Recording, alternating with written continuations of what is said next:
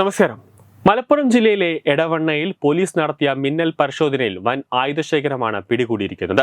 എടവണ്ണ സ്വദേശിയുടെ വീട്ടിൽ നിന്നാണ് 20 എയർ ഗണ്ണുകളും 3 റൈഫിളുകളും 200-ലധികം വെടിയുണ്ടകളും 40 പൈലറ്റ് ബോക്സുകളും കണ്ടെടുത്തത്.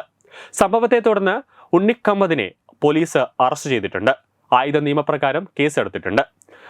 എയർ ഗണ്ണുകളും അതോടൊപ്പം തന്നെ 3 റൈഫിളുകളും 200-ലധികം വെടിയുണ്ടകളും അടക്കം കണ്ടെത്തിയത് ഒരു കലാപത്തിനുള്ള ഒരു ശ്രമമാണോ എന്നടക്കം പോലീസ് വിശദമായി തന്നെ പരിശോധിക്കുന്നുണ്ട്. പിടിച്ചെടുത്ത ആയുധങ്ങളുടെ എണ്ണവും അവ സൂക്ഷിച്ചിരുന്ന രീതിയും കൂടുതൽ അന്വേഷണങ്ങളിലേക്ക് വിരൽ ചൂണ്ടുകയാണ്. പാലക്കാട് കൽപ്പാത്തിയിൽ വാഹന പരിശോധനയ്ക്കിടെ വെടിയുണ്ടകളുമായി 4 പേരെ പോലീസ് പിടികൂടിയതാണ് ഈ നിർണായക അറസ്റ്റിന് വഴിതെളിച്ചത്.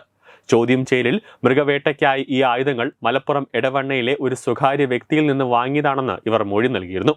ഇവർക്ക് 600 രൂപയ്ക്ക് ഒരു വെടിയുണ്ട വിറ്റത് ഉണ്ണിക്കമ്മദാണെന്ന് തെളിഞ്ഞതോടെയാണ് പോലീസ് റെയ്ഡ് നടത്താൻ തീരുമാനിച്ചത്. വീടിന്റെ മുകൾ ഭാഗത്ത് നിന്ന് ഒരു റൈഫിലും 40 തിരകളും ഒരു ഗണ്ണും കണ്ടെത്തി. തുടർന്ന് വീടിന്റെ താഴെ ഭാഗത്തെ ഷട്ടറിട്ട സ്ഥലത്ത് നടത്തിയ പരിശോധനയിൽ ബാക്കിയുള്ള ആയുധങ്ങൾ കണ്ടെത്തുകയായിരുന്നു. ഒരു സാധാരണ വീട്ടിൽ ഇത്രയധികം ആയുധങ്ങൾ സൂക്ഷിച്ചത് പോലീസിനെ പോലും അമ്പരപ്പിക്കുകയാണ്. പലപ്പോഴും വ്യാജ ലൈസൻസുകൾ ഉപയോഗിച്ച് വൻ ആയുധശേഖരം വിൽക്കുന്ന സംഭവങ്ങൾ മുമ്പും ഉണ്ടായിട്ടുണ്ട്. പ്രാഥമിക വിവരങ്ങൾ അനുസരിച്ച് ഉണ്ണിക്കമ്മദിന് ഒരു റൈഫിൾ കൈവശം വയ്ക്കാൻ മാത്രമാണ് ലൈസൻസ് ഉള്ളത്. ഈ ലൈസൻസിന്റെ മറവിൽ ഇയാൾ അനധികൃതമായി ആയുധങ്ങൾ സൂക്ഷിക്കുകയും വിൽക്കുകയും ചെയ്യുമായിരുന്നു.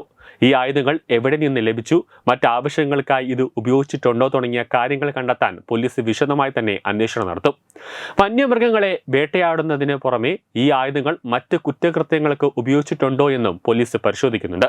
പിടിയിലായ ഉണ്ണിക്കമ്മദിന്റെ ബാങ്ക് അക്കൗണ്ടുകളും ഫോൺ രേഖകളും വിശദമായി പരിശോധിക്കാൻ പോലീസ് തീരുമാനിച്ചിരിക്കുകയാണ്. ഇയാളെ കസ്റ്റഡിയിലെടുത്ത് ചോദ്യം ചെയ്യുമ്പോൾ കൂടുതൽ വിവരങ്ങൾ ലഭ്യമാകുമെന്നാണ് പ്രതീക്ഷ. ഈ കേസിൽ കൂടുതൽ പ്രതികളുണ്ടോ എന്നും പ്രാദേശിക ആയിട്ടുള്ള ആളുകളുടെ സഹായം ഇതിൽ ലഭിച്ചിട്ടുണ്ടോ എന്നും പോലീസ് അന്വേഷിക്കുന്നുണ്ട്. മൃഗവേട്ടക്കാർക്ക് മാത്രമാണോ ഇയാൾ ആയുധങ്ങൾ വിറ്റത്, അതോ മറ്റ് ക്രിമിനൽ സംഘങ്ങൾക്കും ആയുധങ്ങൾ കൈമാറിയിട്ടുണ്ടോ എന്നും പരിശോധിക്കുന്നുണ്ട്. തീവ്രവാദ ബന്ധങ്ങളുണ്ടോ എന്നതുൾപ്പെടെയുള്ള കാര്യങ്ങൾ പോലീസ് ഗൗരവമായി തന്നെ പരിശോധിക്കുകയാണ്. ഉണ്ണിക്കമ്മദിന് പ്രാദേശികമായി എന്തെങ്കിലും സ്വാധീനമുണ്ടോ എന്നും ഈ ആയുധങ്ങൾ ആർക്കാണ് വിറ്റതെന്നും പോലീസ് അന്വേഷിച്ചു വരികയാണ്. കഴിഞ്ഞ 5 വർഷത്തിനിടെ ഇയാൾക്ക് ലഭിച്ചതും വിറ്റതുമായ ആയുധങ്ങളുടെ വിശദാംശങ്ങൾ ശേഖരിക്കുന്നുണ്ട്.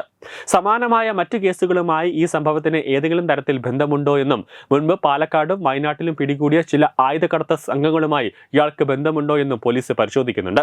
പിടിച്ചെടുത്ത ആയുധങ്ങൾ ഫോറൻസിക് പരിശോധനയ്ക്ക് അയച്ചിരിക്കുകയാണ്. ഇത്തരം ആയുധങ്ങൾ വിൽക്കുന്ന ഒരു വലിയ ശൃംഖലയുടെ ഭാഗമാണോ ഇദ്ദേഹമെന്നും പോലീസ് പരിശോധിച്ചു വരികയാണ്. കൂടുതൽ വലിയ രീതിയിലേക്കുള്ള ഒരു തെളിവുകൾ കിട്ടിയാൽ ഇത് NIA പരിധിയിലേക്ക് പോകാനും സാധ്യത കൂടുതലാണ്. ന്യൂസ് ഡെസ്ക് തത്വമേ TV.